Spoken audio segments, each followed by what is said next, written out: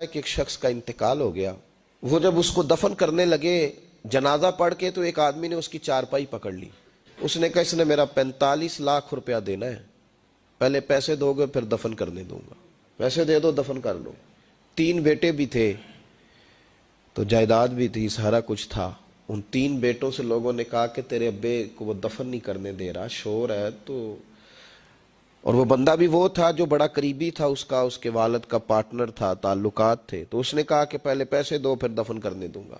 اب وہ 3 بیٹے کہنے لگے کدھر سے پیسے دیں, 45 لاکھ ہی کہہ دیا ہے, ہمیں تو ابا نے کوئی نہیں بتایا, حالانکہ جائیدادیں ہیں, مکان ہے, سارا کچھ ہے, تو بھائی ہم کدھر سے دیں. چلو 2-4 لاکھ کی ٹھیک ہے, وہ تھوڑا سا کرے نرم رویے کو تو ہم کرتے ہیں, شور تو ہے, لیکن کدھر سے دیں 45 لاکھ. جب بات بہت تیز ہو گئی, شور ہو گیا, وہ انسان مجنوں بن کے اس نے چارپائی تھامی ہوئی ہے, کہتا نہیں پہلے پیسے دو گے پھر دفن کرنے دوں گا.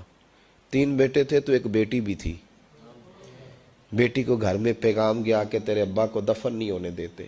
اس نے سارا زیور اتار کے بھیج دیا.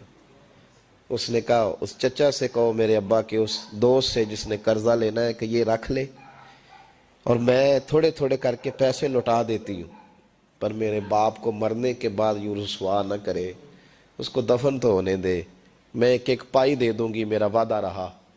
جب وہ بیٹی نے 8-10 لاکھ کا زیور بھیج دیا تو وہ قرضہ لینے والا شور کرنے لگا. اس نے کہا او مجھے پتہ چل گیا, مجھے معاف کر دو سارے اور اسے دفنا دو. کہا کیا ہوا؟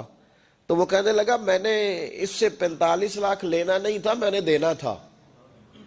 تو میں غور کر رہا تھا کہ اگر تو میں نے اعلان کر دیا نا کہ 45 لاکھ میں نے دینا ہے تو 110 نکل آئیں گے وارث کہ مجھے بھی دو مجھے بھی دو. تو میں نے یہ رویہ اس لیے اختیار کیا ہے کہ میں دیکھوں اس کا اصل وارث ہے کون. تو اصل وارث وہ بیٹی ہے جس نے اپنے کانوں سے بندے بھی اتار کے بھیج دیے, اور جس نے اپنے وہ شادی والے دن پہننے والے زیورات, پہلی رات کا وہ اس نے زیور بھی سارا اتار کے دے دیا. اس نے کہا کہ باپ کا کفن نہ میلا ہو جائے.